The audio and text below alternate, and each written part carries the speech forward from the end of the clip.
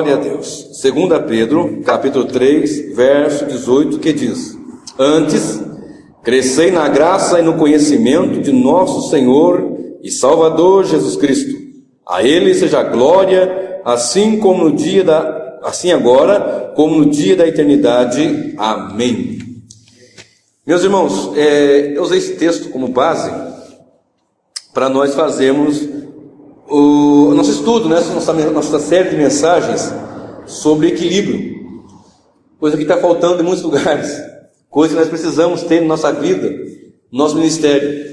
Equilíbrio, porque graça e conhecimento vão dar pesos de equilibrar-se, de estar ali crescendo no conhecimento de Deus, da palavra de Deus, da verdade de Deus, e na graça, sem levar para um lado daquelas pessoas que vão ali para espiritualizar tudo, ou daqueles que banalizam tudo, sem levar para aquele lado onde as pessoas ficam com muito medo ou despreocupadas com as coisas de Deus e assim por diante. Mas nós temos falado nessas duas últimas mensagens sobre essa temática, e hoje, se Deus permitir, eu quero concluir, ou nessa mais uma mensagem, concluir esse assunto. E para ter equilíbrio, precisamos crescer na graça e no conhecimento, como nós viemos falando nesses dias. Mas eu estava meditando, e uma coisa interessante que Deus colocou no meu coração é que para termos equilíbrio, precisamos tirar o peso extra. Peso extra é esse que muitos têm colocado. Irmão, você sabe que, né, o Evangelho é simples, o culto a Deus é simples, a vida no Evangelho é simples, embora exista muito trabalho, muito a se fazer, mas a base é simples. Jesus era simples no seu viver, no seu agir, no seu falar. Ele pegava os exemplos que ele tinha ali para ensinar. Ele falava do semeador, porque era uma comunidade agrícola. Ele falava da pescaria, porque tinha comunidade que vivia da pesca. Ele usava de recursos simples para falar das grandes verdades, de verdades tremendas. Falou da água, falou do pão, falou do trigo, da semente. E as pessoas às vezes querem acrescentar muitas coisas e desequilibra. Nós temos ministérios que nesses tempos, não só aqui no Brasil, mas no mundo todo, que estão totalmente desequilibrados, com um peso extra, aliás, com uma carga muito grande extra. Há ministérios que os pastores, ou que a liderança, eles começam a colocar tanta carga que eu me lembrei de Mateus 23, do versículo 1 ao verso 4 pelo menos, quando o Senhor chama ali os fariseus de hipócritas, diz assim: olha, vocês atam fardos pesados às pessoas aí, e sequer com um dedo vocês ajudam a levar esse peso. Vocês ali colocam cargas e mais cargas e não tem os ajudado, não tem os socorrido, ou só colocando carga e mais carga. Aí o Senhor fala assim: olha, faça o que eles dizem mesmo ali, quando eles estão falando da verdade da palavra, mas não observe a sua conduta, porque a sua conduta ela foge do que a Bíblia diz, ou do que o ensinamento de Deus, do que é no caso ali, ele estava apresentando a lei. Então, era aquele povo que ia colocando fardos e mais fardos e mais fardos, e nem sequer com o dedo eles ajudavam, não cumpriam os preceitos que deveriam ser cumpridos, e estavam outros ainda pesadíssimos. E nós temos visto nesses tempos as pessoas fazendo essa mesma coisa, e colocando esse peso extra. Aí entra a heresia, a hipocrisia, o egoísmo, a mentira, o engano. Existem aquelas pessoas que quando quer chegar, ou quando ouve falar do Evangelho, na verdade, ela sente até um asco. Não, mas ali eu vivia muito bem quando eu estava no mundo, eu vivia muito bem quando estava naquela religião minha lá, dizendo que era pagã, que era tudo. No entanto, eu não tinha a preocupação que eu tenho. Agora, em alguns lugares é uma cobrança de dinheiro, em outros lugares é uma cobrança de algumas coisas que não cabe para o povo evangélico, para o povo cristão, né? Melhor dizendo, o povo cristão, o povo de Deus, e começa então a pender para um lado ou para outro nesse desequilíbrio. Aí volta a palavra: cresça na graça e no conhecimento. Por isso a insistência do estudo da palavra, da pregação da palavra, do ensino da palavra, de um ensino voltado para o louvor e a glória do Senhor. Por isso que em muitos lugares, em seminários por aí, já a palavra não é mais tida como a palavra inerrante, não é mais como a única regra de fé e prática. Em muitos lugares você ouve dizer que a Bíblia contém a palavra, mas não é toda a palavra de Deus. Tem lugares que eu já ouvi de seminaristas chegarem e dizer: a palavra de Deus contém, aliás, a Bíblia contém a palavra, mas não é a palavra. Mas para nós cristãos sinceros, verdadeiros, que buscam ser genuínos e retos diante do Senhor, a palavra de Deus, ela é viva e eficaz, e ela é toda a verdade de Deus para nós. Ela não é uma parte apenas, ela é uma fórmula apenas, ela é a palavra, ela é vida para nossas vidas, ela é poder de Deus para nós.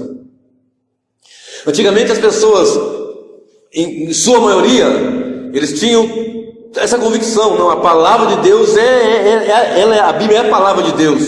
Mas o secularismo, mas esta onda que vem se levantando aí, que vem tomando de assalto as igrejas, tomando de assalto os ministros, tomando de assalto até mesmo os seminários, vem fazendo com que as pessoas acreditem numa mentira, vem deixando a verdade e atam esses fardos. Aí ocorre um desequilíbrio. E esse secularismo, e essa visão que não é coerente com a palavra de Deus, não é coerente com a verdade do Senhor, tem desestimulado muitos, tem fracassado outros, tem derrubado outros tantos. Mas ainda, para a honra do Senhor e para a glória de Deus, há pessoas, não só nós aqui, em outros cantos aí, que estão ainda convictos que a Bíblia é a palavra de Deus, inerrante, regra de fé e prática para nossas vidas. Então nenhuma carga maior ou mais além não vamos pegar. Uma vez eu ouvi de um pregador dizendo que a Bíblia é uma forma, que dá forma. Se você estiver nela, o que sobrar você tira, o que faltar você tem que acrescentar com a palavra, para encaixar, para estar ali, né? Para evitar essa onda que está se levantando aí já há alguns anos, e que vem sendo um grande prejuízo para o povo de Deus, até mesmo para os perdidos, que quando chegam não conhecem ou não reconhecem ou não aprendem a verdade do Senhor. Tem um pregador que ele costuma dizer que quem entrou para a igreja nos últimos 20 anos não ouviu ainda o verdadeiro evangelho. Há um grande risco disso realmente. Há um grande risco que isso aconteça de fato e de verdade, de pessoas que já começaram e de uns 20 anos para cá ainda não conseguiram ouvir toda a verdade do evangelho, ou a verdade do evangelho, por causa do secularismo, por causa dessas ondas que estão aí assolando uma teologia liberal, o liberalismo teológico, que você tem ali uma palavra, a palavra de Deus. No liberalismo teológico, eles usam a palavra como relativa. O diabo é bom, mas não é tão, ele é ruim, mas não é tão ruim assim, ele pode ser bom de algum ponto. Não, Deus é Deus, mas ele, começa a relativar, o relativismo. Não, Deus é absoluto. E o diabo de fato é mau, em todo sentido que se possa imaginar e pensar. Então, quando nós entramos por esse liberalismo, no secularismo, nesse formalismo, começamos a desequilibrar. E as pessoas vêm e atam fardos pesados e deixam a verdade do evangelho pura, plena e gloriosa como ela é. Doutrinas heréticas que tiram o equilíbrio. Lembra que eu falei? Temos que tirar o peso extra. Então, por exemplo, essa teoria, que eu não posso chamar de teologia, porque teologia é estudo de Deus. Theo e logos, duas palavras. Mas a teoria da prosperidade, que vem tomando de assalto as igrejas, e o povo está ávido por isso. As lideranças são ávidas por isso. Mas não é só a liderança, as multidões também querem isso. Se o que nos atrai para estar congregando não for a cruz de Cristo, alguma coisa está errada nas nossas vidas. Se nós não chegarmos à igreja para congregar, para juntar com os irmãos, para confessar que Jesus Cristo é nosso Senhor e Salvador, por causa da obra que Ele fez na cruz do Calvário, alguma coisa vai mal na nossa vida. Alguma coisa vai mal naquela congregação, naquela comunidade, que não prima por pregar Cristo, como Paulo disse, e esse crucificado. Mas Ele não ressuscitou, mas foi porque Ele foi até a cruz, morreu, pagou nosso pecado lá, depois Ele ressuscitou, mas nós temos que anunciar Ele. Paulo dizia: não me glorie a não ser em Cristo e esse crucificado. Você tem que me gloriar, não é porque eu sei falar vários idiomas, ou porque tenho dons, ou porque, Paulo dizia, porque eu sou judeu, hebreu de hebreus, da tribo de Benjamim. Não, só tem que me gloriar é na cruz de Cristo. Então muitas vezes as pessoas estão sendo atraídas não por causa da cruz, mas por causa de uma promessa que aquele meio ali diz, apresenta. E as pessoas ficam ali mesmo: eu estou com problemas, eu estou com preocupação, eu estou com lutas, eu estou com problemas no casamento, eu estou com problemas na minha vida profissional e financeira, a situação não vai bem. Mas na cruz nós temos socorro, na cruz nós temos ajuda, através de Cristo que fez a obra ali, nós temos o socorro bem presente na hora da nossa angústia, porque ele disse, quando ele ressuscitou em Mateus 28, verso 18, chegou ao discípulo e disse: é-me dado todo o poder nos céus e na terra. Então nós podemos chegar nele confiantemente, como já preguei aqui em uma outra mensagem, chegar ao trono da graça com confiança, sabendo que ele é o nosso Deus, ele é galardoador daqueles que o buscam, ele é o Senhor, ele é poderoso. Mas as pessoas vão em muitos lugares que tem oba-oba, que tem movimentos. Já chegou pessoas aqui que vêm num culto aqui e não voltou mais, porque não viu movimento, não viu corre-corre, não viu ninguém cair, ninguém pular, ninguém saltar, as cadeiras não foram jogadas para canto nenhum, porque as pessoas chegam, sentam, cantam, ficam em pé, levantam-se para cantar, mas depois sentam e ouvem a palavra. Não tem aquele corredor de fogo, não tem aquele corredor do manto, não tem aquele corredor com a terra, com a areia benzida ali, não tem. É Bíblia, palavra, é isso que fortalece a igreja. Se nós queremos ser fortes na presença do Senhor, fortes nesse mundo, nós temos que ter a palavra em nossas vidas. Se queremos andar neste mundo aí cheio de pecado, cheio de engano, onde o desequilíbrio está tão grande, onde as pessoas estão desequilibradas espiritualmente, ministerialmente, como igreja, nós temos que olhar para a palavra e nos encher da palavra. Mas existe desde muito tempo já um desejo em nosso meio, um desejo de novidade. No meio evangélico é uma coisa assim tremenda. Todo tipo de novidade eles querem abraçar. Uma hora a novidade é fitinha no pulso, outra hora a novidade é aquele irmão que vem com aquela baita, aquela barba, com aquele manto, com aquelas coisas, e diz: esse daí tem contato com Deus. É esse daí que meu Deus, quando ele ora, quando ele começa a orar, ele tem contato com Deus. É evidente que Deus tem ministérios, chama um para pastores, outro para evangelista, outro para isso, para aquilo, sim, é de fato isso, mas ninguém é melhor do que ninguém. Nós temos acesso a Deus o Pai pelo novo e vivo caminho, através da obra que ele fez na cruz do Calvário, derramando o seu sangue precioso. Eu não preciso chegar, lógico, nós pedimos oração, a Bíblia nos diz: orai pelos outros, orai sem cessar, comunicar com os santos as suas necessidades, mas nós podemos, por esse caminho que foi aberto na cruz, chegar diante do Senhor e falar com Ele. Não precisa chegar diante de um bambambam, nem de um apóstolo, nem de um bispo, nem de um semideus, um vice-deus, como as pessoas querem se apresentar. E isso causa desequilíbrio, e o povo gosta, e o povo quer esse tipo de coisa. As pessoas desejam isso. Por exemplo, coisas que se importam lá dos Estados Unidos, aos montes. G12, por exemplo, tantas outras coisas vêm de lá, de muitos lugares. A maioria para nós aqui vem, o povo gosta daquilo, gosta de importar. Mas qual é a novidade que tem? Rapaz, você não viu aquele rapaz, quando ele ora, o dente de ouro aparece. Ou então aquela mulher, quando ela ora, meu amigo, a pessoa fica grudada na parede. Já viram isso? Na terra de vocês, já viu isso? Acontece isso, a pessoa fica grudada na parede, irmão Marcelo, fica grudada na parede. Tá, e daí? O que edificou aquela vida? O que transformou aquele ser? O que ela levou daquilo para a sua vida, para a sua casa, para o seu lar, e que mudou a história da sua vida? Nada! Apenas oba-oba, apenas misticismo, apenas bagunça e desequilíbrio. Mas quando nós temos a palavra de Deus, ela nos exorta, ela nos consola, nos edifica. E quando saímos cheios da palavra, saímos cheios do Espírito Santo. E quando assim saímos de um culto, de uma reunião, nós saímos tocados pela palavra, transformados pela palavra, muitas vezes até mesmo moídos pela palavra. Quantas vezes nós saímos quebrados do culto, falando: Senhor, tem misericórdia de mim, pecador. Tem compaixão de mim, Senhor. Mas as pessoas querem esse tipo de coisa muitas vezes. Eu já falei aqui em outras pregações, quando nós começamos o trabalho, alguém me perguntou, lá no meu trabalho, quando começamos esse trabalho aqui, lá no meu trabalho secular, alguém perguntou: pastor, quando que vai começar a campanha? As campanhas?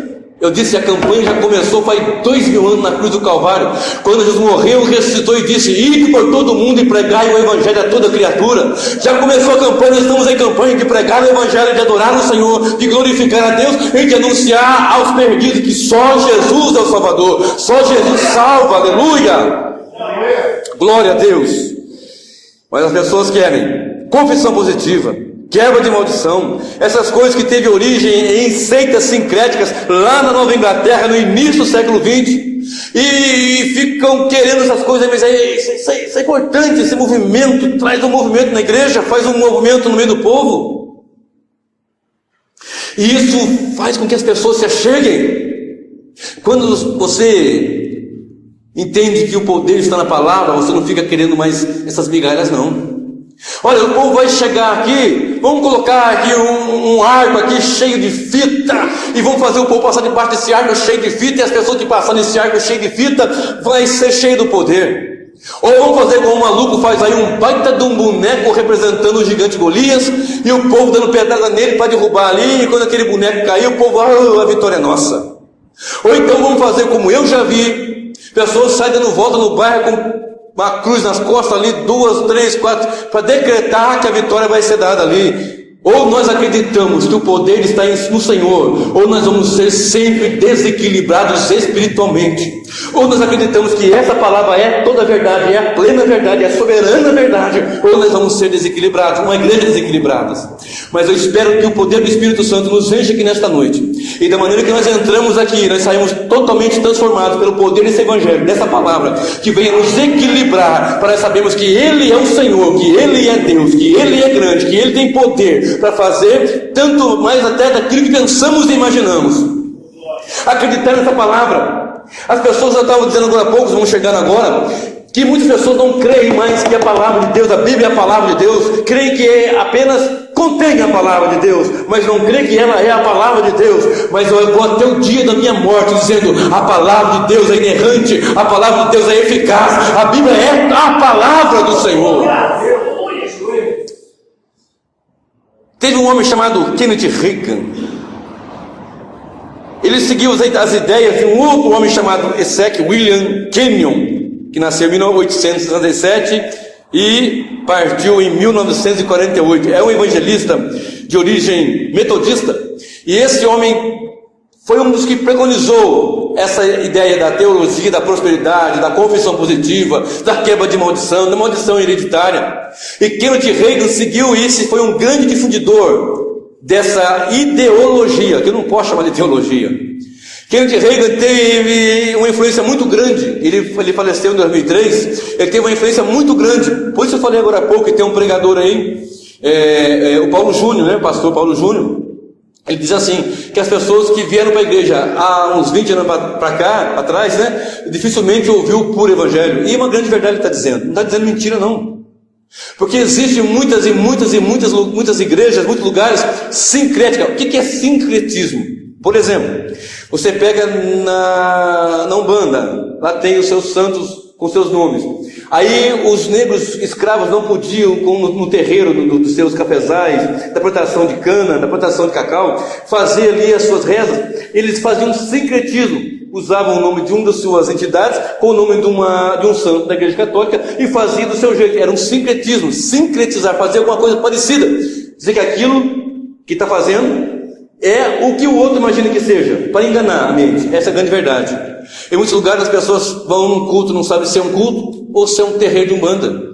Vai num lugar, não sabe se é um culto, se é uma baderna, uma bagunça. Como eu já estive em lugares que as pessoas corriam por cima do banco, aqueles bancos de madeira grande, ia correndo por cima do banco, pulando, outro vinha, caía, outro rodopiava, aí já vinha 2, 3 ali com aquela lençol, toalha, não sei o que era, sabendo que aquilo ia acontecer para cobrir ali a saia de uma irmã, por exemplo, e fazia uma bagunça, e aí chega uma pessoa lá, que é isso aí? Que coisa é essa? Isso é um culto? O culto para Deus ele tem reverência, um culto para Deus tem ordem, um culto para Deus tem que ter santidade ao Senhor. Santidade ao Senhor. Nós temos que aprender essa igreja de Cristo, nós temos que voltar às origens, saber o que é a igreja de Cristo, que ora, que jejua, que prega, que evangeliza, que anuncia e que santifica. Esse padrão de santidade que se apresenta aí é um padrão muito frágil, muito aquém daquilo que a palavra de Deus determina e espera que nós sejamos. E esse indivíduo, Kenneth Reagan, influenciado por esse Kenyon, ele começou a divulgar através de muita literatura, muitos seus livros. Começou a ensinar ali aquela unção do riso. Você pode puxar na internet, tem ele lá. Já viu a unção do riso? A pessoa começa a rir que não aguenta mais e cai. Já viu isso, meu Fátima? Na internet? Nunca viram? Procura lá. Unção do riso. Já viu isso? Unção do riso. Ele faz uma oração aqui, as pessoas riem, mas ri que arrebenta, chega a cair. Eu vi pessoas assim, ó, sabe quando você escorrega no banco assim, vai caindo assim, e rola pro chão. Aí o outro, tanto que ria, eu virava cachorro, começava a uivar. O outro fazia não sei o que, o povo ia comer grama. Isso está na internet, pode ver lá. Comer grama, imagina um culto aqui racional. Isso é um culto racional? Isso é um culto que agrada a Deus? Isso é um culto que nós prestamos ao Senhor? É desequilíbrio, mas nós precisamos ter esse equilíbrio na graça e no conhecimento. Aí vem aquela pessoa cantando assim, ó, unção de ousadia, unção de conquista, unção de não sei o que, unção. Não tem isso na palavra. A palavra tem: vós tendes a unção do santo e sabeis tudo. 1 João 2, verso 22, não me falha a memória, 25, 22, por ali. Vós tendes a unção do santo e sabeis tudo. Fala de unção, mas fala da unção do Espírito Santo. E essa unção vem através do conhecimento da palavra, dele nos encher da palavra, nos encher do seu Espírito Santo. E começa esse desequilíbrio, e as igrejas estão abarrotadas em muitos lugares, cheias de pessoas vazias. Não estão enchendo do Espírito, mas estão enchendo dos seus desejos e concupiscências. Esse indivíduo, Kenneth Reagan, ele era fascinado, era um aficionado pelo sobrenatural. Diz ele que que foi para o inferno e para o céu 3 vezes. Você vê que na internet hoje está assim, né? Tá todo mundo, todo dia tem um lá que foi para o céu e foi para o inferno. Já viu isso? Você pode ver. Toda hora alguém foi para o céu e foi para o inferno. Toda hora foi para o céu, eu fui no céu e vi coisa lá. Outro vem, eu fui no inferno e vi tal coisa. A revelação do céu e do inferno está aqui, na palavra. Você quer saber o que é o céu? Está aqui. Quer saber o que é vida eterna? Está aqui. Quer saber o que é inferno? Está aqui. É a palavra que nos diz isso. Mas por que não vê? Porque não lê a palavra, não come a palavra, não se enche da palavra. Aí depois qualquer maluco que aparece, ele acredita, este é um profeta, é esse aí que é o homem de Deus. Aí Jesus diz, olha, muitos profetas falsos vão surgir nos últimos tempos, não segue eles não dê ouvido para eles não, porque eles estão ali, são lobos devoradores, são pessoas que destroem, que atrapalham. As pessoas estão pregando para que as massas os aplaudam. As pessoas querem pregar nesses tempos para que as multidões lhe batam palma e digam, esse daí sim, como fizeram com Herodes, dizendo, voz de Deus e não de homem, e não deu glória a Deus e morreu ali, aspirou comida de bicho. Muitas pessoas não passam mais tempo com a palavra para ensinar, para pregar. Aí começa aquele grande desequilíbrio. E esse indivíduo, Kenneth Reagan, ele influenciou outros. Ele influenciou um outro, entre tantos, né? Influenciou Kenneth Copeland. Ele tem também essa mesma visão, que também influenciou Benny Hinn, que é um outro que, meu Deus do céu, como pode isso acontecer nesses tempos, século 21? Pode, porque Jesus disse, nos últimos tempos, o amor de quase todos se esfriaria, muitos profetas iam se levantar e o povo ia dar ouvido a eles. Eu já vi pessoas dizendo, eu tenho todos os livros desse camarada. Tem, olha só. E leu a Bíblia quantas vezes? Mais ou menos. A palavra nunca leu, mas o livro desses camaradas que ensinam heresia tem toda a coleção completa. Esse Benny Hinn influenciou uma outra pessoa também, não sei se ele diretamente, mas nesse meio aí, um indivíduo coreano chamado Paul Yang-cho, que mudou seu nome para David Yang-cho, que tem, segundo as estatísticas, a maior igreja, ele pastoreia a maior igreja do mundo, lá na Coreia do Sul. Glória a Deus por isso. Está pregando o quê? A cruz? É esse o detalhe. Está pregando salvação, está pregando a vida eterna. Eu tinha um livro desse homem, e o livro se chama A Quarta Dimensão. Não sei se vocês já viram falar desse livro. Esse livro, ele dizia o seguinte, entre tantas coisas ali, é um livro assim que se você lê sem a palavra, você fica fascinado, que coisa impressionante. Ele dizia assim, eu não fico orando, não. Eu quando vou pregar, eu fico sentado num canto, ou deitado, sei lá como, e eu fico mentalizando os milagres que vão acontecer na hora da minha pregação. Eu fico mentalizando o que vai acontecer. Então ele faz uma meditação, mentaliza, por exemplo, a cura, por exemplo, o emprego. Ele fica mentalizando, lá do Oriente, Coreia do Sul, mentalizando. Isso é religião sincrética. Quando a palavra diz que é para nós orarmos, e diz assim ainda, orai sem cessar. Orai uns pelos outros. Apresenta-se a Deus com rolo, com súplica, com oração. Ore pelo presidente, ore pelo pastor, ore... É o que diz a palavra. Não, ele ficava mentalizando.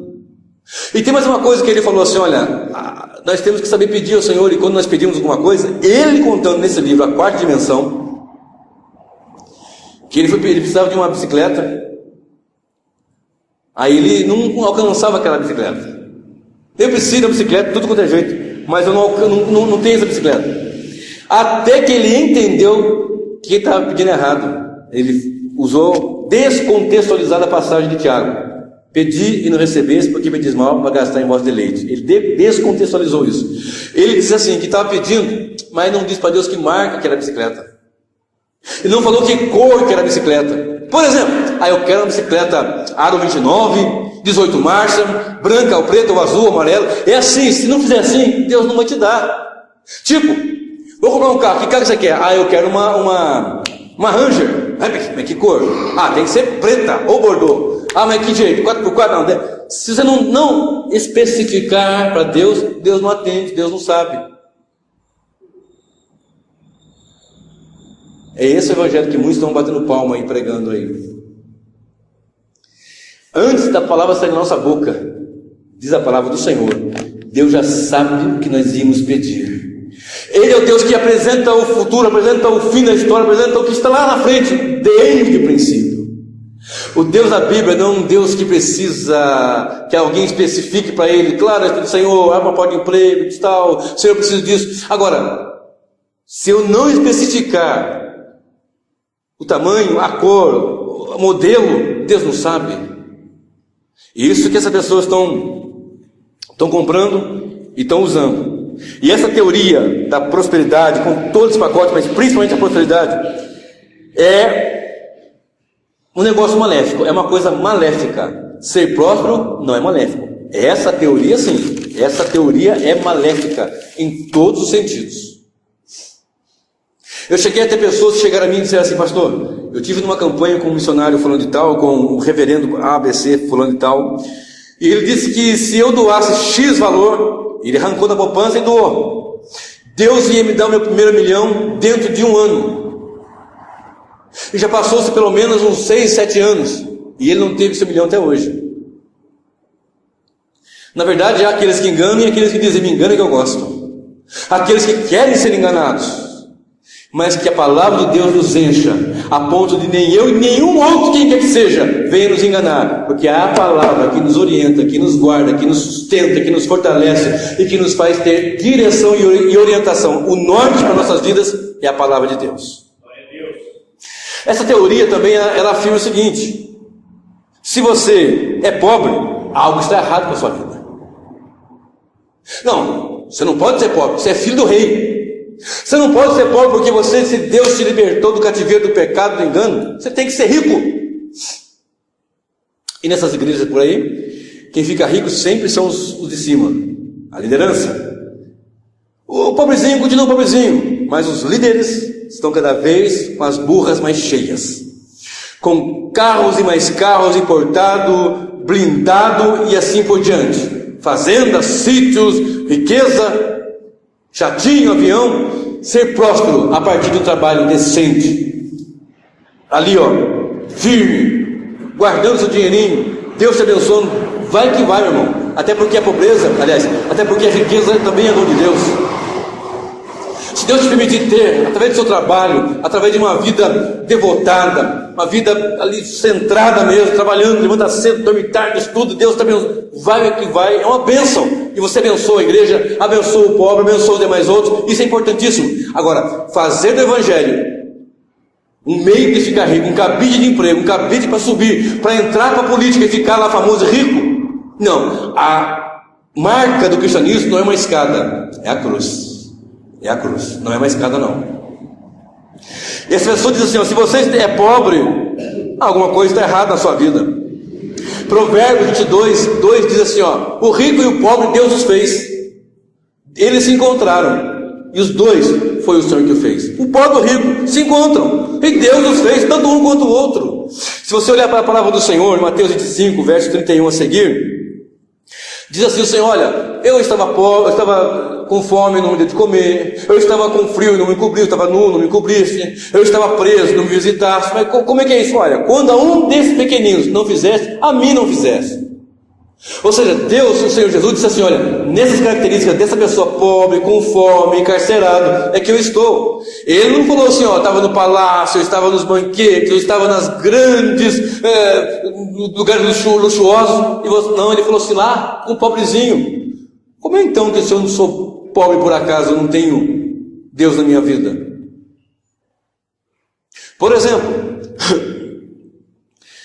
a palavra do Senhor diz assim: ó, buscai o reino de Deus e a sua justiça, e as demais coisas serão acrescentadas. As demais coisas que ele falou antes, eles tiram do contexto, é que Deus ia suprir com roupa e alimento. Deus não vai deixar ninguém passar fome. Você pode passar luta, privação, de alguma forma Deus vai fazer com que o escape venha, de alguma maneira. E eu sou prova testemunhal disso. Deus fez na minha vida. Eu vi acontecer com muitos aí. Se você não tem recursos, Senhor, me abre uma porta de trabalho, está lutando ali, acontece dificuldades, Deus vai sustentar, Deus vai guardar, Deus vai abrir de alguma forma. É lógico, tem que trabalhar, tem que estudar, tem que se virar, tem que fazer alguma coisa. E muitos vão dizer assim: olha, se você é pobre, você está com alguma coisa errada. Se você está doente, está com um demônio. É isso que ensino. Já viu isso? Ah, você está com um encosto, porque você está com a coluna ruim, então é um encosto na coluna. Ah, mas você está com osteoporose, ou você está com alguma coisa no estômago. É demônio, isso é demônio. Tem que fazer 7 sexta-feira da libertação. Tem que ir no culto da libertação. Lá, quando o reverendo fulano de tal colocar a mão em você, acabou. Jesus diz assim na sua palavra: e conhecereis a verdade, e a verdade vos libertará. Todo culto é culto de libertação, porque a palavra liberta, a palavra transforma, a palavra restaura, a palavra mostra, a palavra limpa. Jesus disse para os seus discípulos: vós estáis limpos pela palavra que eu vos tenho pregado. É esta palavra que nos liberta. E a palavra diz assim: ó, e se o Filho vos libertar, verdadeiramente sereis livres. Aleluia. Aí eles colocam assim: se você está doente, está com demônio, ou está em pecado. Aqueles amigos de Jó, lembra os amigos de Jó? Tinha essa ideia também, tinha esse pensamento também. Ô Jó, mas que peraí, diz aí qual foi o justo que padeceu, rapaz. Diz qual foi aquele que anda em retidão, que está passando essa situação aí. Está alguma coisa errada com a sua vida? Olha só o que o apóstolo Paulo diz em 1 Timóteo capítulo 5, verso 23. Ele falou para Timóteo assim: Timóteo, não beba só água não, dá um pouquinho de vinho, por causa do teu estômago e das tuas constantes enfermidades. Timóteo, companheiro de Paulo, servo de Deus, temente ao Senhor, ao qual o próprio apóstolo Paulo dava testemunho, que ele era ali um filho da fé, um homem temente ao Senhor. Não toma só água não, um pouquinho de vinho também, por causa do seu estômago e das suas frequentes enfermidades. Olha só o que Paulo falou em 2 Timóteo 4:20. Ele falou assim: olha, Erasto ficou em Corinto, Trófimo deixei doente em Mileto. Ué, o apóstolo Paulo, aquele que diz a palavra do Senhor, que através de Paulo muitos sinais aconteciam, muitas maravilhas, muitos milagres aconteciam, demônios saíam das pessoas eram curadas. Ele deixou: olha, eu deixei lá Erasto lá em Corinto, e Trófimo deixei doente em Mileto. Ué, e daí? Por que não curou ele? Por acaso alguém aqui hoje tem alguma enfermidade? Tem. Aqui tem. Por exemplo, eu tenho esporão nos meus 2 calcanhares. Isso dói. Isso dói. E eu já orei, e Jesus não me curou ainda. Pode ser que ele cure. E se não curar, é glorificado do mesmo jeito. Está entendendo? Jesus falou assim em Mateus 8, 16, 17, conta que ele estava ali expulsando demônios, curando enfermos, limpando os leprosos, e o texto encerra dizendo assim: para que se cumprisse o que foi dito pelo profeta Isaías.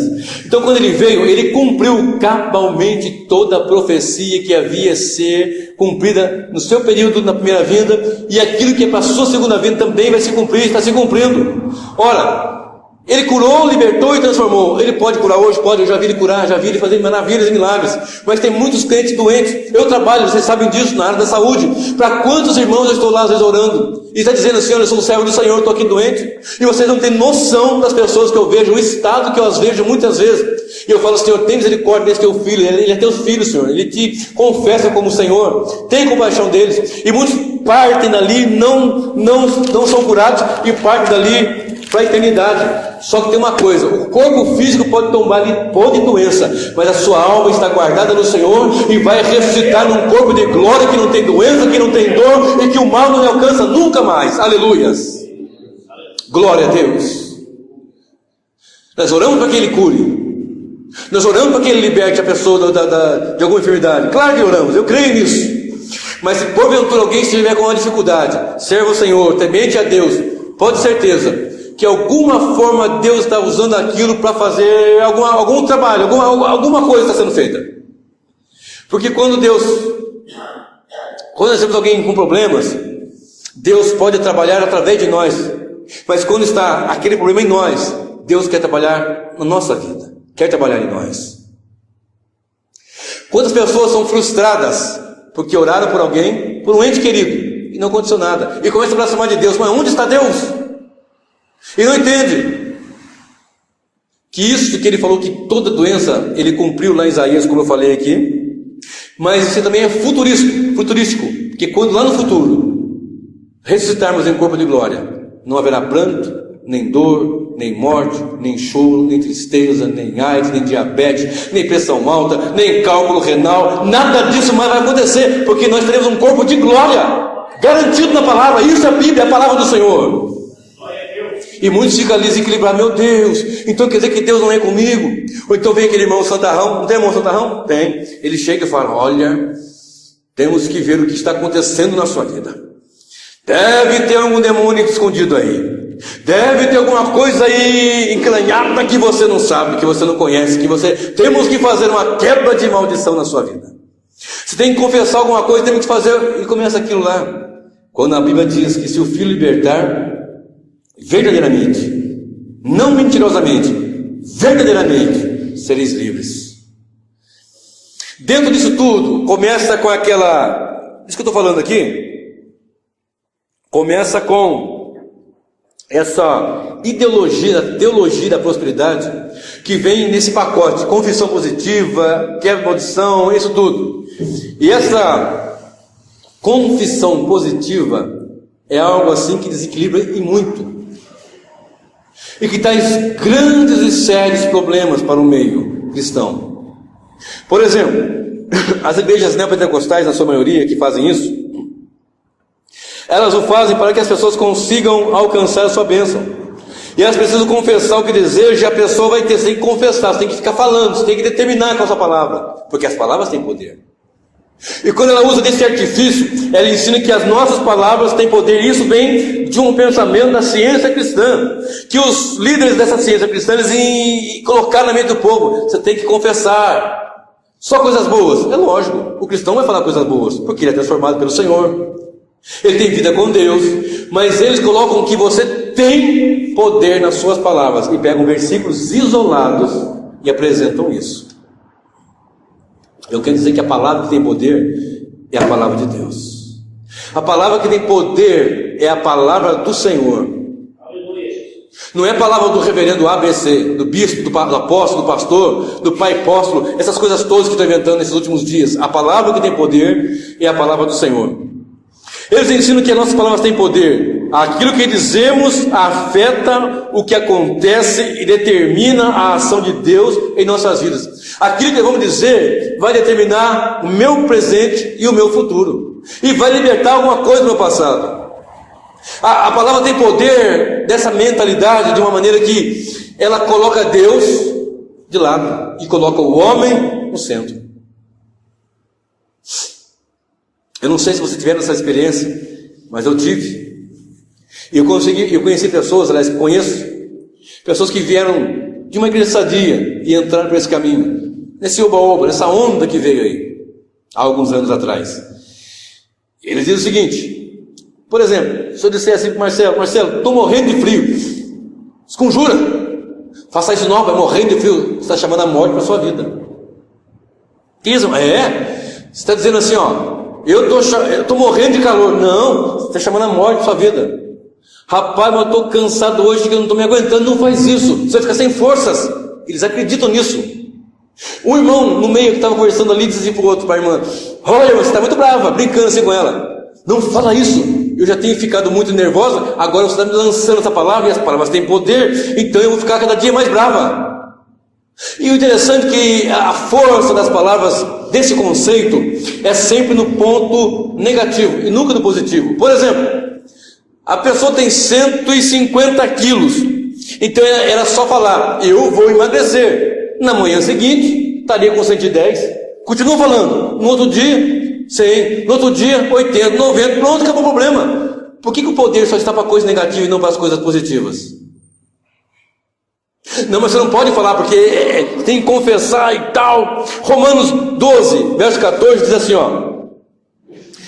que nós temos que abençoar o que nos persegue. Abençoar e não amaldiçoar. A boca do crente, a língua do crente é uma língua, é para abençoar mesmo. Não é para ficar falando coisas que não devem, não é para ficar amaldiçoando ninguém não. Mas esse poder que eles estão colocando tantas palavras no homem, quer sobrepor a verdade de Deus e a palavra do Senhor. Quer dizer que se eu falar assim, então, nossa, estou morto de cansado, é uma hipérbole, uma figura de linguagem. Não, eu vou trair morte na minha vida. Eu estou guardado em Cristo, eu estou oculto com Cristo, em Deus. Nós estamos guardados debaixo da potente mão do Senhor, escondidos no seu pavilhão. Já preguei isso aqui também. E que história é essa que tanto poder para a palavra negativa? Nós somos do Senhor, guardados nele, lavados e remidos, transformados pelo sangue, transformados pela palavra, vamos libertos do mundo das garras do maligno. Colossenses 4,6 fala assim, que a nossa palavra sempre seja agradável, temperada com sal. É evidente que a nossa palavra tem que ser de abençoar mesmo. É evidente que nós falamos o bom, a coisa boa, o que é de bem, o que é coisas boas e agradáveis. Nossa palavra deve ser transformada, temperada com sal, sadia, que conserve. Agora, colocar esse poder nas palavras do homem em detrimento da palavra de Deus, isso torna-se um desequilíbrio. Se fosse assim, era só eu dizer: sou rico e fico rico, ou sou forte e fico forte. Por que só pesa para o negativo e não tem peso para o positivo? Não é estranho? Não é no mínimo estranho e confuso? No mínimo. E muitos deles têm aquelas frases assim, há poder em suas palavras, a sua saúde depende do que você falar. Se você falar que está doente, você fica doente. Se você falar que está preocupado, eu estou tão preocupado, vai ter mais preocupações. Ora, nós estamos guardados em Cristo, meus irmãos.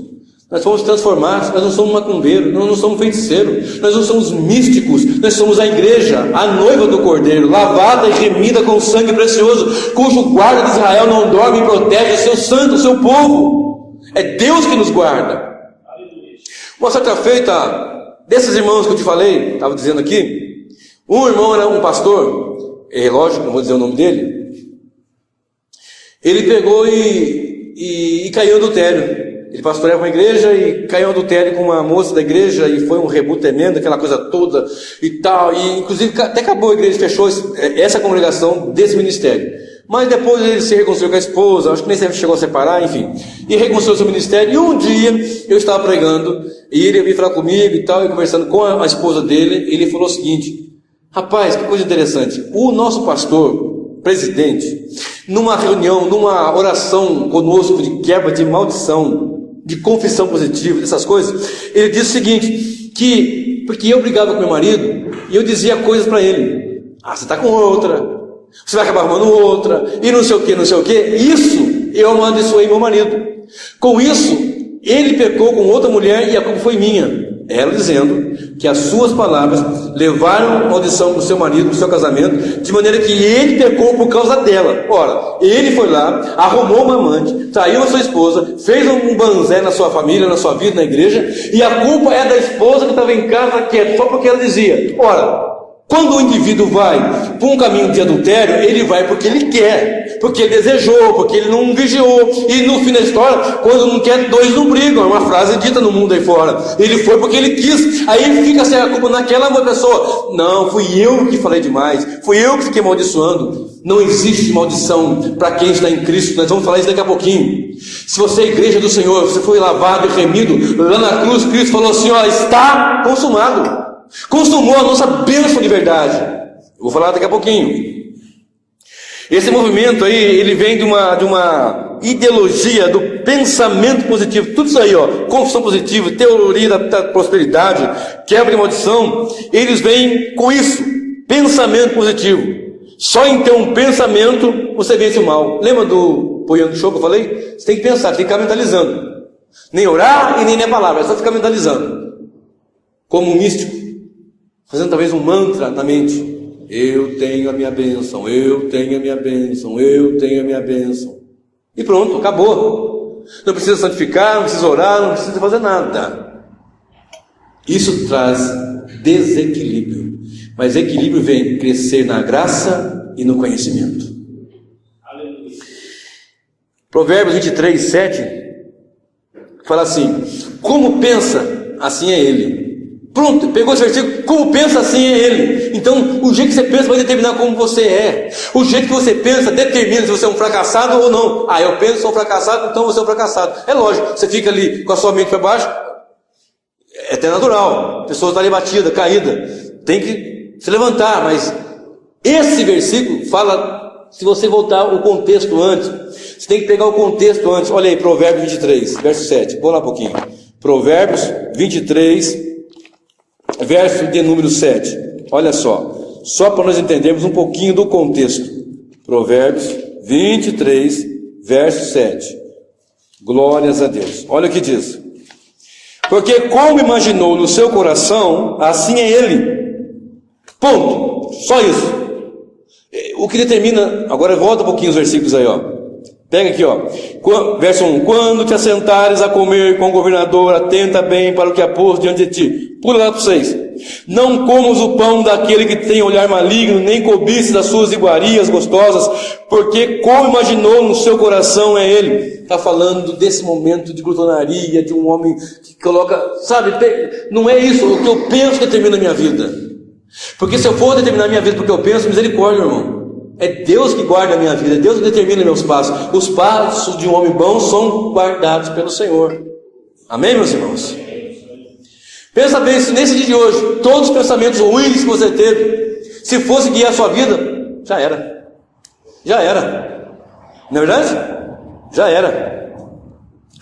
Esse movimento da confissão positiva, ele é uma versão cristianizada desse pensamento positivo que está decretando. Está decretado e ponto. Decretei e acabou. Quando eu decretar e determinar, acabou. Se nós decretarmos aqui, determinarmos, não importa o que Deus vai fazer. Decretei, está decretado. Olha o que diz a palavra do Senhor. Isaías 14, 24 a 27. Isaías 14, do 24 ao 27. Glória a Deus. Isaías 14, do 24 a 27. O Senhor dos Exércitos jurou dizendo: como pensei, assim sucederá. Ele sim, ele sim. E como determinei, assim se efetuará. Quebrarei a Síria na minha terra, nas minhas montanhas a pisarei, para que o seu jugo se aparte deles e a sua carga se desvie dos seus ombros. Este é o propósito que foi determinado sobre toda a terra, e esta é a mão que está estendida sobre todas as nações, porque o Senhor dos Exércitos o determinou. Quem o invalidará? E a sua mão está estendida. Quem, pois, a fará voltar atrás? Aqui sim determina, ele sim decreta, ele pode falar que vai ser e assim é. E ninguém pode invalidar, e ninguém pode fazer tornar atrás o que ele determina que vai ser. Quando aquele vem assim, eu determino o decreto, não, nós temos que chegar diante dele humildemente: Senhor, se for a tua vontade, cura-me. Se for a tua vontade, abre essa porta. Segundo a tua vontade, pode insistir e pedir, pode bater e bater, mas nunca esqueça que a última palavra é do Senhor. Aleluia. Glória a Deus. Até porque às vezes nós estamos olhando para um lado e uma porta muito melhor é do outro, nós não conseguimos enxergar, porque os nossos caminhos são aqui embaixo, mas os caminhos do Senhor são mais elevados que os nossos, os pensamentos do Senhor são mais elevados do que os nossos. Nós somos de baixo, Ele é de cima. Nós somos pó, Ele é Deus. Nós somos pecadores, Ele é santo, santo, santo, aleluia. Glória a Deus. Glórias ao nome do Senhor. Aleluia. Olha só, Daniel 4, 34, 35. Daniel, capítulo 4, verso 34 e o verso 35. Do ladinho, ó, Ezequiel, já pula para Daniel. 34 e 35. Mas ao fim daqueles dias, eu, Nabucodonosor, levantei os meus olhos ao céu, e tornou-me a vir o entendimento, e eu bendisse o Altíssimo, e louvei e glorifiquei ao que vive para sempre, cujo domínio é um domínio sempiterno, e cujo reino é de geração em geração. E todos os moradores da terra são reputados em nada, e segundo a sua vontade, ele opera com o exército do céu e os moradores da terra. Não há quem possa estorvar a sua mão. Ele diga: que fazes? Nabucodonosor ficou 7 anos como um bicho ali. Depois você lê em casa o contexto com mais tempo, e quando foi recobrado o seu entendimento, ele disse: Ele sim é Deus, é Ele que determina assim, é Ele que tem o poder sim, e ninguém pode atrapalhar, ninguém pode estorvar a sua vontade e o seu querer. Não é um homem que vai dizer: eu já vi isso aí, gente. Escuta essa aqui. Um camarada lá em Taubaté, ele dizia assim: olha, todo dia eu passo nessa casa aqui, nós íamos no trabalho dele, né? Eu tinha que pregar lá, e nós estamos passando, ele passava a mão na casa. E passando a mão na casa mesmo assim, ó, ungindo. Essa casa aqui eu determino que vai ser minha. Aí eu olhei, mas essa casa não está à venda. E a palavra diz lá, no mesmo texto que diz: não cobiçarás a mulher do teu próximo, também diz: nem os bens, nem a fazenda, nem a riqueza. Não é para cobiçar, não está à venda. Aí não, eu quero isso daqui porque eu determino o que vai ser. Eu já vi aquelas marchas para Jesus, que aqueles malucos saem cantando, decretando: nós decretamos, se fosse aqui em Cruzeiro, por exemplo, nós decretamos que Cruzeiro é do Senhor Jesus, e aí põe a mão para cá, e passa a mão na parede, e vai passando nos prédios, e decreta. Salmo 24, verso 1: do Senhor é a terra, a sua plenitude, o mundo e aqueles que nele habitam. É do Senhor, é dele, ele que fez, para a honra, louvor e glória do seu santo nome. Aleluias. Eles usam muito assim, colocam essa teoria, tenta colocar Deus em dependência da ação do homem, que decreta e determina. Eu gosto muito de Mateus 25, mas Marcos 11, 22, 23 e 24. Eu vou ler, esse eu tenho que ler. Marcos 11, olha só. Marcos, depois de Mateus, vem Marcos, capítulo 11, e o verso 23 até o 24. 22, 23 e 24. Cadê? Está aqui. Oh, aleluia. E Jesus respondendo, disse-lhes: tende fé em Deus. Porque em verdade vos digo que qualquer que disser a este monte: ergue-te e lança-te no mar, e não duvidar em seu coração, mas crer que se fará aquilo que diz, tudo o que disser lhe será feito. Por isso vos digo que todas as coisas que pedis orando, credes e receber, e tê-las-eis. Ele está dizendo, é um princípio, mas o princípio aqui tende fé em Deus. Aí a pessoa começa a colocar fé na fé.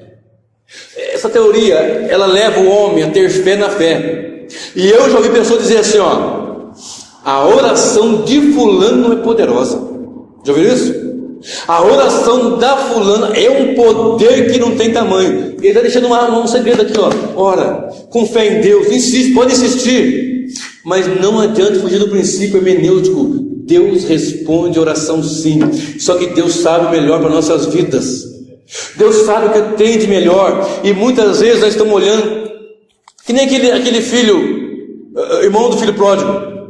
Quando o filho voltou, o pai mata um cevado lá, vou fazer uma festa, um banquete, põe uma roupa nele, um anel, uma coisa. Aí o que estava em casa: ué, o senhor não me deu nenhum cabrito? Outro vai lá, gasta com a meretriz, bebe, faz uma farra que não tem jeito, e volta, faz festa para ele. Eu estou aqui, nem um cabrito. Como você quer um cabrito? Você tem tudo, rapaz. Você tem tudo aqui. Irmãos, Deus responde orações. Sim ou não? Só que ele responde muitas vezes sim. Outras vezes não. Outras vezes aguarde. E aí? Se ele falar sim, a gente fica alegrinho, né? Se ele falar não, a gente fica, oh meu Deus. E se aguarda então, aí complicou. Vai ser sim ou vai ser não? Como é que vai ser isso? Ora, aqueles rapazes que foram lá, Sadraque, Mesaque, Abednego, Ananias, Misael e Azarias, disse para Nabucodonosor: olha, Deus pode nos livrar da sua mão e da fornalha. Fica sabendo, rei, se Deus quiser livrar, ele livra. Mas eles foram para ser queimados, por temer ao Senhor, não dobraram-se diante de uma imagem, não tiveram temor aos deuses estranhos, disseram: vamos morrer. Só que entrou no fogo, o fogo não queimou. Como é que faz? E quando eles estavam lá, o rei olhou e disse assim: olha, tem 4 lá dentro, e um parece um anjo, parece Deus, um negócio diferente lá. Em outros casos, por exemplo, o homem de Deus foi decapitado, foi esfolado vivo, foi arrebentado pelo meio. Eu conheço casos de pessoas que foram explodidas, amarrada no púlpito, colocou uma granada na boca, e a pessoa segurando ali com aquele pino puxado, não aguentou mais o peso da granada. Daqui a pouco soltou. No que soltou, explodiu com cabeça, com corpo, com tudo. Porque temia o Senhor. E aí? Deus foi injusto? Ou Deus não socorreu? Ou Deus não ouviu? Onde estão essas pessoas uma hora dessa? Adorando e louvando o Senhor lá, glorificando e exaltando a Ele, aguardando a ressurreição dos santos, para voltar com o Senhor num corpo de glória. Deus responde orações. Em Provérbios 6, 2, tem uma passagem, vamos lá, Provérbios 6. Provérbios 6, 2. Tem uma passagem aqui interessante, que essa turma usa muito. Essa turma usa muito para fazer descontextualizado o seu cavalo de batalha. Olha só, eu vou ler o 1 e 2. Filho meu, se ficastes por fiador do teu companheiro, se deste a tua mão ao estranho, e te deixaste enredar pelas suas próprias palavras, e te prendeste na palavra da sua boca, ele pega só isso aqui, só o 2, eu li 1 e 2, ele pega só o 2. Quer dizer, as palavras, elas nos amarram, tem poder nas palavras, elas podem, está falando do fiador aqui, se for lá, você negociou com o camarada, você falou um negócio lá, vai ser assim, vai ser assado, aí você enrolou, olha, eu vou pagar 10 vezes mais, aí, com as suas palavras, nós podemos enrolar. Eu posso fazer um acordo com o Marcelo, chegar, Marcelo, não, vai ser assim, esse teclado aí eu vou pagar tanto.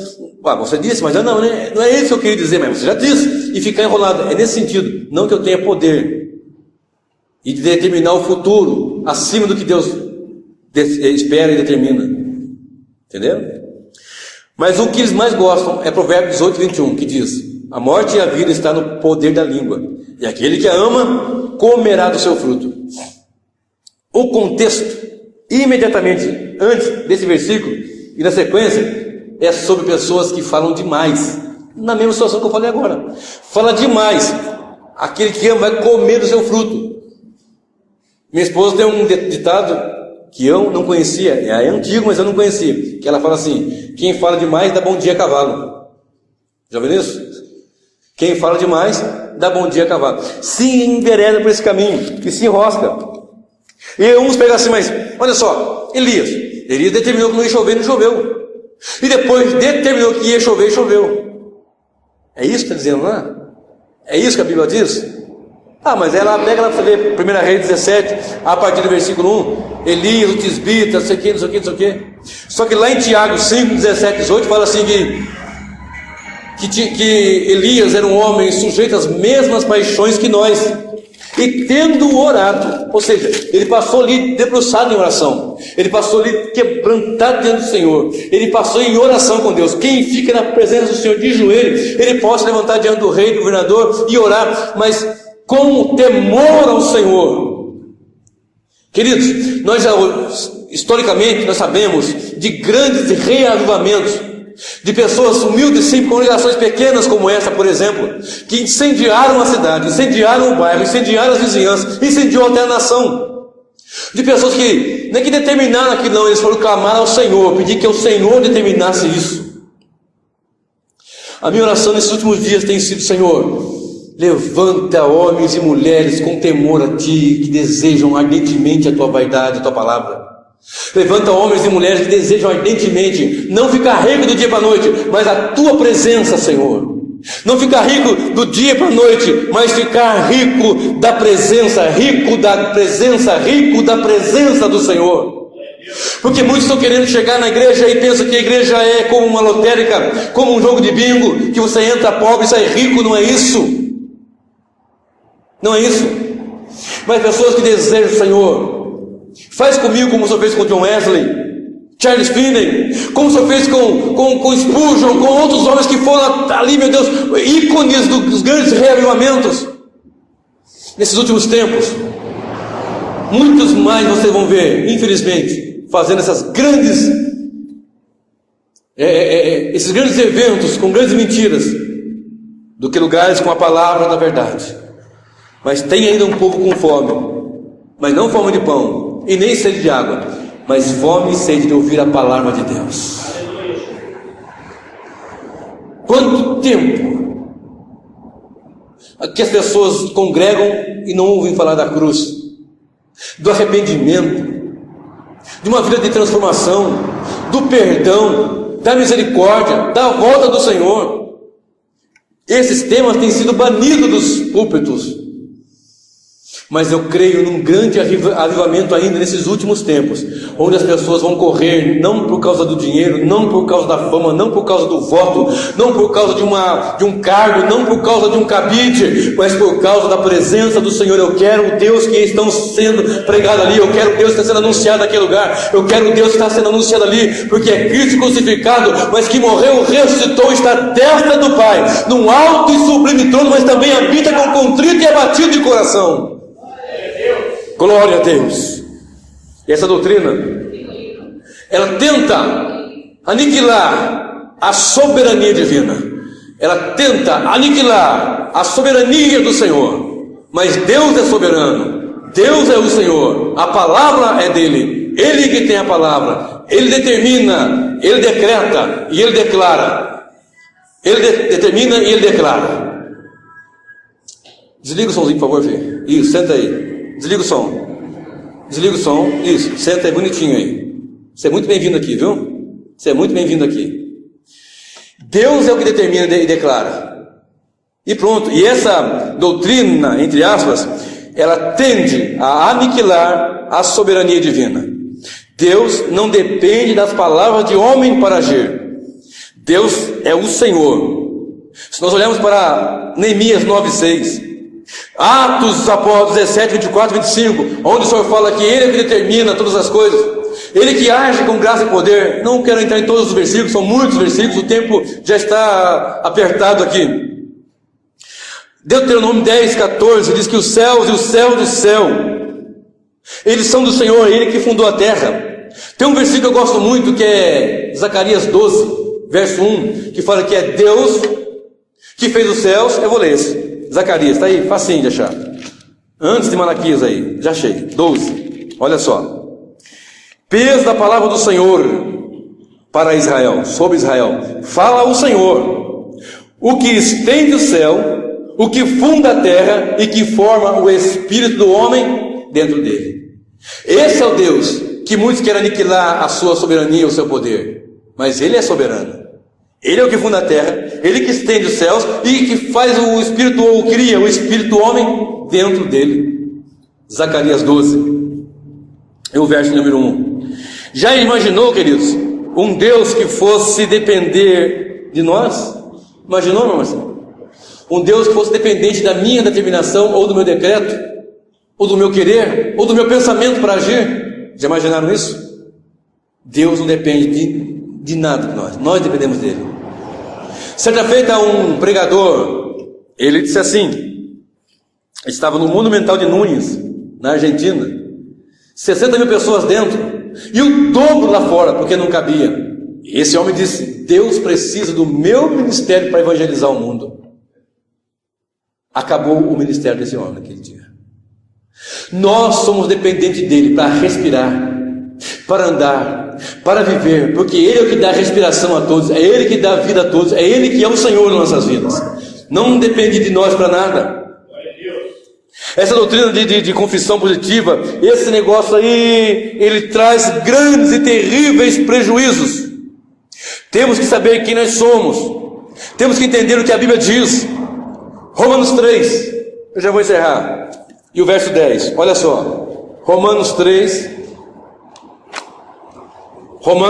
capítulo 3, e o verso 10, olha só o que diz a palavra do Senhor. Como está escrito, não há um justo sequer, condição do ser humano, pecador, olha aqui. Não há ninguém que entenda, não há ninguém que busque a Deus.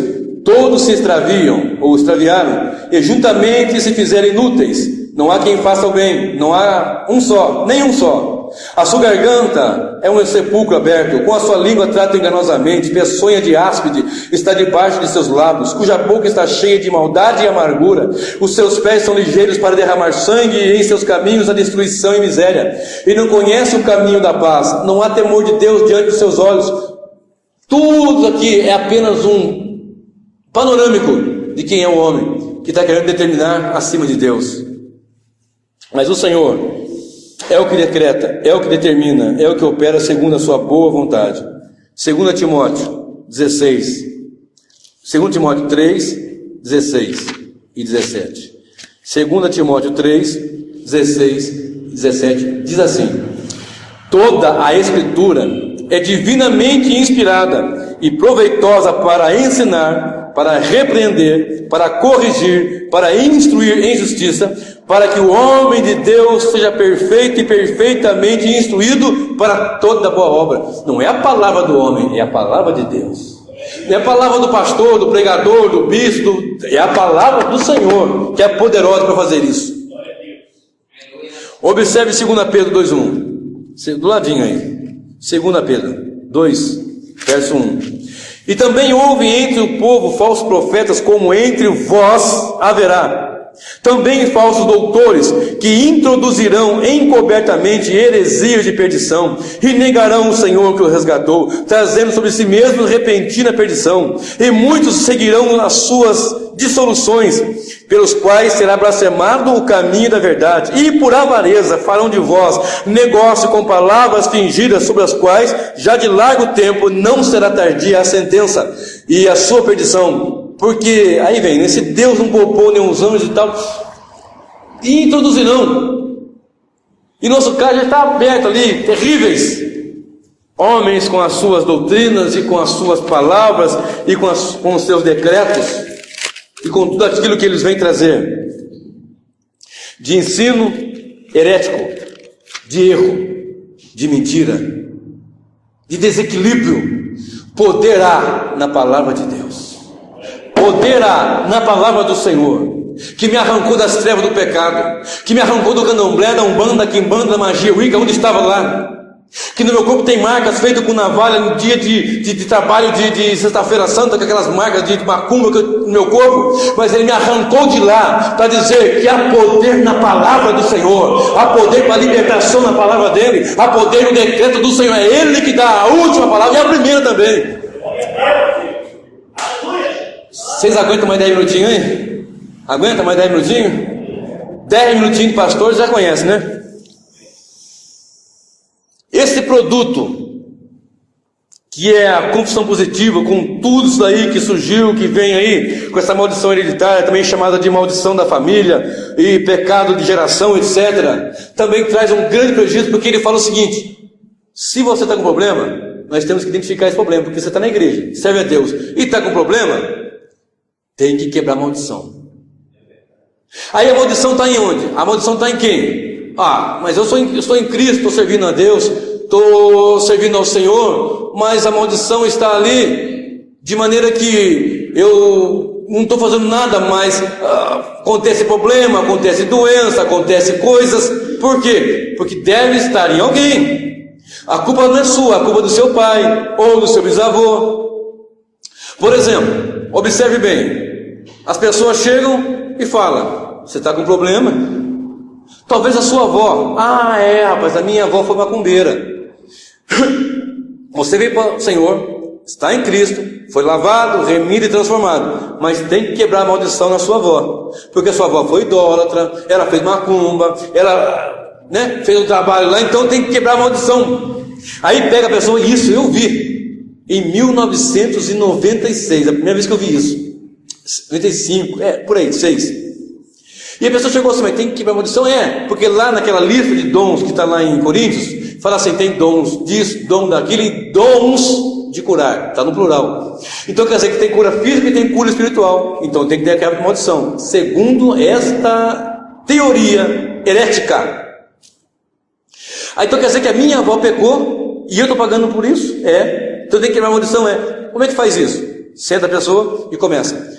Que ano você nasceu? 1970. No ano, que mês? Que dia? No ano de 1970. Quando foi fecundado o óvulo? Vai lá mesmo, lá atrás. E naquele dia que foi fecundado o óvulo, qualquer maldição nós quebramos. Depois vai de 5 em 5 anos, de 10 em 10 anos, vai quebrando. Se por acaso, olha, quando eu tinha 13 anos, aconteceu tal coisa. Então naquele dia, com 13 anos, aconteceu tal coisa, nós quebramos a maldição. Mas com 25 anos, eu me envolvi com magia. Então, já está em Cristo, já está lavado, está remido, mas tem que quebrar a maldição na vida dele. Estão entendendo? E tem mais. Essa maldição aí, eles colocam assim, a definição a maldição é a autorização dada ao diabo por alguém que exerce autoridade sobre outro para causar dano à vida do amaldiçoado. Então o diabo tem ali eles chamam de legalidade. Meu irmão, eu vou ser bem, eu vou correr aqui para nós encerrarmos. Eu não vou estender muito mais do que isso não. Mas eu conheço pessoas que são especialistas em quebra de maldição. Inclusive, nós olhamos na televisão e está ali, sexta-feira da quebra de maldição. Você que está desempregado, você que vê vulto, você que tem zumbido no ouvido, você que tem uma maldição, vem para cá que nós vamos quebrar a maldição nessa sexta-feira. 7 sexta-feira quebra maldição. Aí vai o crente lá, que congrega numa igreja, o pastor não faz isso, que ele sabe que é a palavra que liberta, aí ele chega lá porque lá quebra a maldição.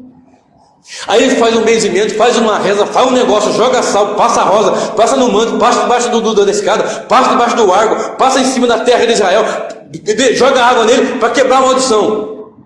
Mas ele não quebrou, porque tem a do trisavô.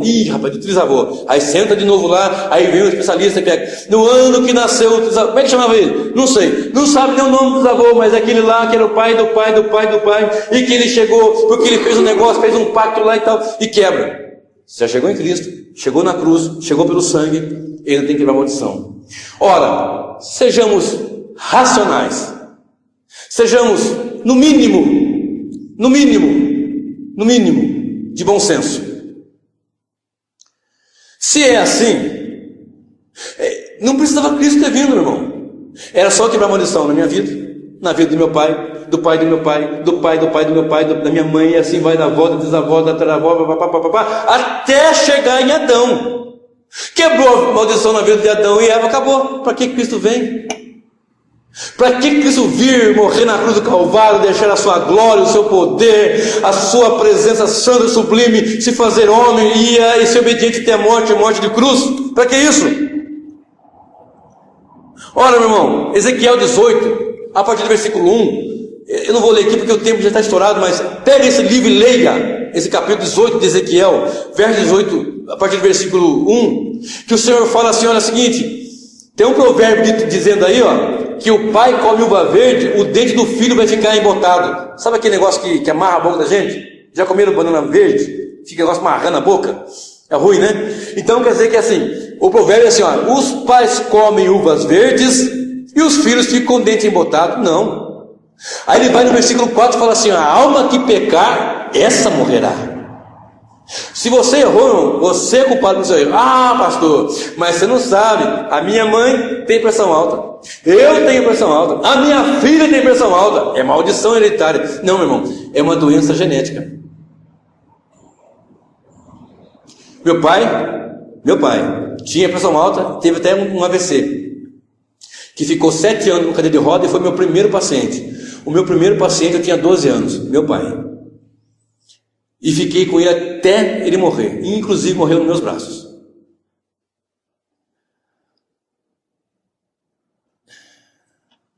E foi meu primeiro paciente. E ele tinha pressão alta. E eu também tenho. Então é maldição que eu tenho? Muito do câncer são de influência externa. Química, exposição ao sol, exposição ao agrotóxico, né, que a pessoa trabalha. Mas muito dele é herança genética. Herança genética. Olha só o que diz 2 Crônicas 25:4. Olha só, vamos lá. 2 Crônicas. Só para nós. 2 Crônicas. Está na Bíblia aí, ó. Está entre Gênesis e Apocalipse. 2 Crônicas 25, verso 4. Depois você lê tudo antes e tudo depois, tá? Porém não matou os filhos deles, mas fez segundo está escrito na lei, no livro de Moisés, como o Senhor ordenou, dizendo: não morrerão os pais pelos filhos, nem os filhos pelos pais, mas cada um morrerá pelo seu pecado. Então quer dizer que os filhos podem sofrer a influência do meu erro. Por exemplo, o pai está trabalhando, aí o pai arruma lá uma amante no seu trabalho, o patrão pega, manda ele embora sem direito a nada. O filho vai sofrer? Vai. Criança, 7, 6 anos, pode estar desempregado, foi mandado embora sem direito a nada, não pega nada de acerto, e fica desempregado, e fica queimado no mercado. Ih, isso aí não põe lá não, e se colocar lá, já viu, rolo. Vai sofrer. Mas o filho cresceu, aquela culpa está nele? Observação que a palavra diz que não. João 9, verso 1, passando ali os discípulos com o Senhor e viram um cego de nascença. E olharam assim: Senhor, e esse daí? Ele está assim por quê? Quem pecou? Seu pai, sua mãe? Quem que pecou? Aí o Senhor disse assim: nenhum nem outro. Ele está assim para que se manifeste nele a glória de Deus. É um caso que ele contou, é uma situação que ele estava narrando ali. Não é uma norma, é uma narrativa. E narrando aquele caso, só ele curou ele. Não quer nem por causa do pai, nem por causa da mãe. Olha só.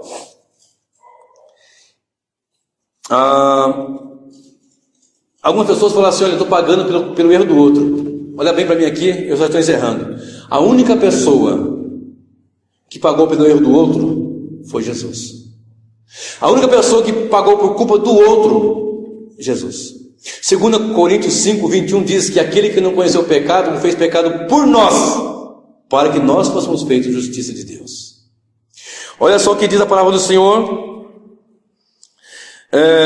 no livro de Gálatas, capítulo 3, verso 13 e 14. Aí do ladinho. 1 Coríntios, 2 Coríntios, Gálatas 3, 13 e 14. Cristo nos resgatou da maldição da lei, fazendo-se maldição por nós, porque está escrito: maldito todo aquele que for pendurado no madeiro, para que a bênção de Abraão chegasse aos gentios por Jesus Cristo, e para que pela fé nós recebêssemos a promessa do Espírito. Já quebrou a maldição da lei, em Cristo nós estamos lavados e remidos, libertos das trevas, libertos do pecado. Colossenses 1,13, Ele nos libertou do império das trevas e nos transportou para o reino do Filho do seu amor. Efésios 1,3, bendito Deus e Pai de nosso Senhor e Salvador Jesus Cristo, que nos abençoou com todas as bênçãos espirituais nos lugares celestiais em Cristo Jesus. Em Cristo nós somos abençoados por causa do sangue que liberta, perdoa, purifica e transforma. Olha só, Provérbio 26:2 diz assim: olha, a maldição sem causa não virá, como o vaguear do pássaro, etc e tal. E a maldição sem causa não virá. Então se sem causa não virá, então tem uma causa para vir. A maior maldição, meu querido, é o pecado. Se o homem está no pecado, ele está debaixo de uma grande maldição.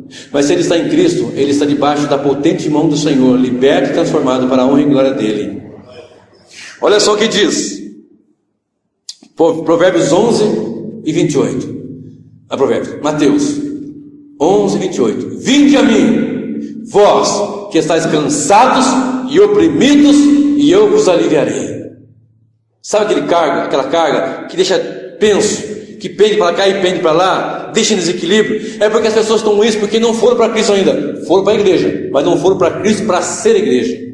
Foram para o pastor, mas não foram para Cristo para ser ovelha do Senhor. Foram para aquela denominação, para aquela comunidade, porque ali diz que tem isso, tem aquilo, aquilo outro, mas não foram para Cristo, não foram para a palavra. Quando vamos para a palavra, diz o texto: vinde a mim, todos vós que estáis cansados e oprimidos, e eu vos aliviarei. E para encerrar, o maior quebrador de maldição está aqui, ó. 1 João capítulo 1 e o verso 7. Tem que ir para Cristo para ficar aliviado, ficar no equilíbrio e crescer na graça e no conhecimento. 1 João capítulo 1 verso 7. E eu lhe convido a ficar de pé. 1 João capítulo 1 verso 7. Mas se andarmos na luz, como Ele na luz está, temos comunhão uns com os outros, e o sangue de Jesus Cristo, seu Filho, nos purifica de todo pecado. Maldição é o pecado. Está no pecado, nós estamos separados de Deus, porque o ouvido do Senhor não está gravado, nem o seu braço está encolhido, para que possa nos ouvir e nos abençoar. Mas os pecados fazem separação entre nós e Deus. Mas o sangue de Jesus Cristo, seu Filho, nos purifica de todo pecado. Sabe aquela irmã que está com câncer, por exemplo? Aí o indivíduo ele vai falar com a mãe para saber por que ela está com câncer. Olha, vim falar com a senhora, o que a senhora tem de escondido aí que a senhora não confessou? Porque a sua filha está com câncer. E você tem que confessar. Mas ela já serve a Deus, é batizada nas águas, confessa ao Senhor Jesus, crê no teu coração, convicta, transformada realmente de fato. Aí eu tenho que vasculhar a vida de alguém? Não. Nenhuma condenação há para aqueles que estão em Cristo Jesus, que não andam segundo a carne, mas segundo o Espírito. E eu quero orar nesta hora.